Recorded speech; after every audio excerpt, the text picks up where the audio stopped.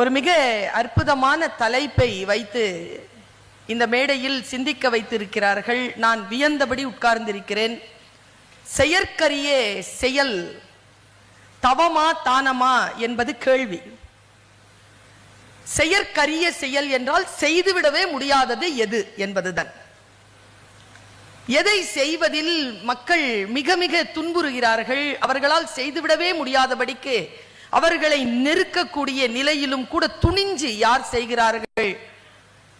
அப்படி செய்கின்ற செயற்கரிய மனிதர்கள் தவத்தில் சிறந்தவர்களாக இருக்கிறார்களா, தானத்தில் சிறந்தவர்களாக இருக்கிறார்களா என்பதுதான் கேள்வி. ரொம்ப ஈஸியா சொல்லிட்டு போயிடுறோம். தவம் ஈஸியா செஞ்சிடலாம், தானம் ஈஸியா செஞ்சிடலாம். கிடையாது. இரண்டுமே செயற்கரிய செயல்தான். ஒரு இடத்துல கண்ணை மூடிக்கிட்டு 3 நிமிஷம் உட்கார சொல்லுங்க, இன்றைய தலைமுறையால உட்கார முடியாது. ஒரு புத்தகத்தை அமைதியாக வாசிக்க சொல்லுங்கள், முடியாது. யாரேனும் பேசினால் ஒரு 2 நிமிடம் உட்கார்ந்து பொறுமையாக முழுமையாக அறிவுரையாக கேட்க சொல்லுங்கள், அவர்களால் முடியாது. தவம் என்பது மனநிலையிலே ஒரு புள்ளியில் தன்னுடைய அறிவை, புத்தியை, மனநிலையை நிறுத்துவது. இது மிக செயற்கரிய செயல். எதிரணியிலிருந்து தம்பி பிரிட்டோ பேசினார். 2 கதைகளை சொன்னார். அதான் வாசிச்ச அந்த அனுபவத்தை முழுக்க கொண்டு வந்து கொட்டினார். அந்த 2 கதைகளும் ஒன்றுக்கொன்று முரணானவை. ஆனால் பேச்சாளர்கள் என்ன செய்து விடுகிறார்கள் என்றால், முரணான விஷயங்களை கூட ஒரே வரிசையிலே கொண்டு வந்து நிறுத்தி பேசிவிட்டு போய்விடுகிறார்கள். முதலில் சொன்ன அந்த மனப்பிரச்சனை இருக்கு இல்லையா, தும்மல் கதையில வந்த மனப்பிரச்சனை, அது இந்த சமூகம் வர்க்க ரீதியாக தொழிலாளர்கள் மீது திணித்து வைத்த அதிகாரத்தினுடைய வெளிப்பாடாக ஒருவன் எழுதிய கதை. அந்த கதை வந்ததற்கு பிறகுதான் ரஷ்யாவில் புரட்சி வெடித்தது. மனதை அடக்குவதற்கு பெயர் அல்ல அது, அடிமைப்பட்டவனுடைய வலி, தொடர்ந்து அடிமைப்படுகின்றவனுடைய வலியைத்தான் தும்மல் கதை சொன்னது. அடுத்ததாக நீங்கள் சொன்ன நாவல் கதை வேறு. மனித பலவீனங்களை மற்றவர்கள் சுட்டிக்காட்டி விடுவார்கள் என்பதற்காக ஒரு மனிதனுடைய தவிப்பு. இரண்டும் வேறு வேறு நிலையில் சிந்திக்க வேண்டியது. என்ன செய்து விடுகிறார்கள் என்றால், இப்படித்தான் பிழை நடக்கிறது. அடுத்து வந்து பேசினார்ல நம்முடைய நீலகண்டன், வைரமுத்து தான் பேசுறாரா, நீலகண்டன் தான் பேசுறாரா? முழுமையா அவர் மருத்துவருக்கு ஒரு அறிவுரை கொடுத்து அந்த கவிதையை முழுக்க வாசிச்சுட்டு போயிட்டார். நான் என்ன சொல்றேன், தவமாக உடலை பேணுகின்றவர்கள் கூட உறுப்புகளை தானம் செய்து விடுகிறார்களா? முடியுமா? நான் அப்படி சொல்றேன், தவம் கூட செஞ்சிடலாங்க, தானம் செய்ய முடியாது. தானம் என்கின்ற அந்த நிலை வருது இல்ல, உன்னை கொடுக்கணும்னு. நான் ஒண்ணு கேட்கிறேன், இங்க இருக்கிற எல்லாரையும் பார்த்து கேட்கிறேன், யாருங்க வள்ளல்? யார் வள்ளல்? பணக்காரனா? பணக்காரனா வள்ளல்? எல்லா பணக்காரர்களும் வள்ளல்களா?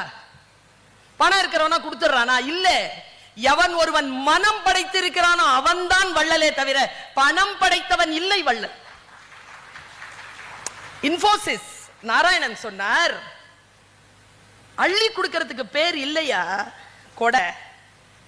வலிக்க வலிக்க எவன் ஒருவன் கிள்ளி கொடுக்கிறானோ அவன் கொடையாளண்டா. இது வரணுமே.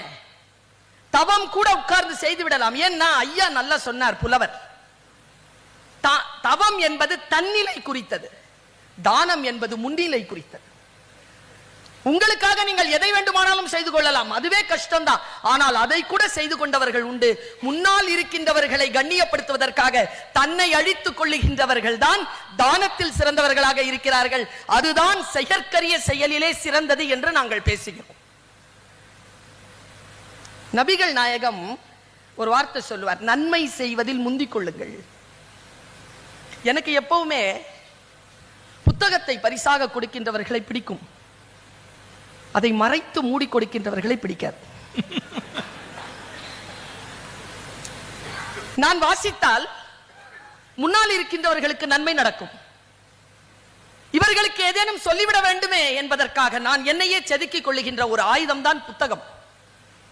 அந்த புத்தகம் என் கையில் வந்தவுடன் இது என்ன புத்தகம் என்று பார்ப்பதற்காக நான் முந்திக் கொண்டது, தம்பி, மனதை அடக்காத செயல் அல்ல, நன்மை செய்து கொள்வதில் முந்திக் கொள்ளுங்கள் என்று சொன்ன நபிகள் நாயகத்தினுடைய ஒரு செயல். நான் இப்படி சொல்றேன். ஒரு மன்னன் உட்கார்ந்து இருக்கான். இதை யார் சொல்றா தெரியுமா? 2 இடத்துல வருது இந்த குறிப்பு. ஒன்னு கண்ணகி சொல்றா, இன்னொன்னு முத்தொள்ளாயிரத்தில் ஒரு கவிஞன் சொல்றான். இந்த 2 வரலாற்று, ஒரு வரலாற்று குறிப்பை 2 இடத்துல பார்க்கலாம். இது என்னன்னா, ஒரு புறா பறந்து வந்துச்சு, ஒரு மன்னன் உட்கார்ந்து இருந்தான், அவன் மடியில வந்து விழுந்துருச்சு. அந்த மடியில விழுந்த அந்த புறாவை எடுத்து பார்க்கறான், அது காயப்பட்டிருக்கு. அதை தேடி பருந்து ஒண்ணு வந்துருச்சு. இது என்னுடைய இறை, எனக்கு கொடு என்று கேட்கிறது அந்த பருந்து. சிபி என்ன பண்ணா, அந்த மன்னன் பேர் சிபி சக்கரவர்த்தி, அவன் என்ன பண்ணா, உனக்கு பசிக்குது, உனக்கு சோறு தானே வேணும், இல்லை எனக்கு அந்த அந்த மாமிசம் வேண்டும். உடனே தன்னுடைய தொடையை அறுத்து புறாவுக்கு இணையா வச்சு கொடுத்துட்டான். இப்படி ஒரு குறிப்பு முத்தொள்ளாயிரத்தில் வருகிறது. தன்னுடைய சதையை அறுத்து கொடுத்தான்ல, இது என்னடான்னு கேட்கிறான். நீங்க எல்லாம் சொன்னீங்கல்ல, தானம் செய்வது என்பது தவத்தின் ஒரு பகுதி, தவத்தின் ஒரு பகுதி கிடையாது. தானம் செய்வது தவத்தின் பகுதி கிடையாது, அது வீரத்தின் பகுதி. இது கொடை வீரமா இல்லை படை வீரமான்னு கேட்கிறாங்க. அவன் உடம்ப அறுத்து கொடுக்கிறது இருக்குல்ல, உடம்ப கொடுக்கிறது இருக்குல்ல, உறுப்புகளை கொடுக்கிறது இருக்குல்ல, நீங்கள் செய்கின்ற தவத்தை விட மிக மேலான செயலாக இந்த தானம் இருக்கின்ற காரணத்தினால்தான் உறுப்பு தானத்தை பற்றி நாம் பேசிக் கொண்டிருக்கிறோம். ஒண்ணுல மனசு இருக்குல்ல, அது தானம் வழங்குகின்ற அந்த மனசு இருக்குல்ல, அந்த ஃப்ரீசிங் பாயிண்ட், அது கொடுக்கணும்னு ஒரு மனசு வரும், அது ஒரு நெருப்பு மாதிரி பத்தம், அது டக்குன்னு எடுத்து கொடுத்துருவாங்க. கொடுக்கவே முடியாதபடிக்கான இருக்கக்கூடிய விஷயம் கொஞ்சம் கொஞ்சமா சேர்த்து வச்சிருப்பாங்க, டக்குன்னு எடுத்து கொடுப்பாங்க. இது தவத்தை விட சிறந்த செயல் என்கிறேன் நான். இந்த மொத்தமா எடுத்து கொடுக்கிற அந்த ஃப்ரீசிங் பாயிண்ட், அந்த ஃபிராக்ஷன் ஆஃப் செகண்ட் இருக்குல்ல, அது என்னன்றத சொல்றேன் பாருங்க. அதை நான் பிடிச்சி வச்சு சொல்றேன். முடிஞ்சா தானம் சிறந்ததா தவம் சிறந்ததா என்று அவையும் நடுவர் அவர்களும் தீர்ப்பு எழுதட்டும். ஒரு கலவரம் நடக்குதுயா இந்த நாட்டில். ஒரு குழந்தைய வச்சுட்டு ஒரு அம்மா ஓடுறா. அவ கிறிஸ்துவரா சீக்கியலா இந்துவா முஸ்லிமான்னு தெரியாது, பொம்பளை ஓடுறா. உடனே என்ன பண்றாங்க கலவரக்காரர்கள், அவன் கையில இருந்து பிள்ளைய பிடுங்கிட்டாங்க. பிடுங்கி நெருப்புல போட்டாங்க. இந்த தாய் முன்னாலேயே போட்டாங்க. தாய் ஸ்தம்பிச்சிட்டா, மூளை ஸ்தம்பிச்சிருச்சு. ஸ்தம்பிச்சு பைத்தியம் ஆயிட்டு உட்கார்ந்து இருக்கா கேம்ப்ல. நான் நேரடியாக அனுபவித்த விஷயம் இது. கேம்ப்ல உட்கார்ந்து இருக்கா. அந்த நேரத்துல ஒரு பொண்ணு 5 மாச குழந்தை அதை எடுத்துட்டு அந்த பக்கமா வரா. அவ ஏதோ இழந்துருக்கா, அவளும் கேம்ப்ல இருக்கா. அப்போ இந்த அம்மா தலைவிரி கோலமா நெஞ்சில அடிச்சுக்கிட்டு எல்லாரையும் இப்படி பார்த்துட்டு, என்ன ஆச்சுன்னு கேட்டா, அவ குழந்தைய யாரோ பிடிச்சி தீயில போட்டாங்க, ஸ்தம்பிச்சிருச்சு. உடனே அந்த அம்மா என்ன தெரியுமா பண்ணா, தான் கையில இருக்கிற குழந்தைய டக்குன்னு போய் அந்த தாய் மடியில போட்டா.